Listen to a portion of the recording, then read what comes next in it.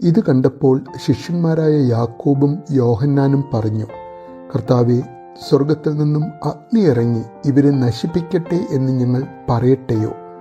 അവൻ തിരിഞ്ഞ് അവരെ ശാസിച്ചു. അവർ മറ്റൊരു ഗ്രാമത്തിലേക്ക് പോയി.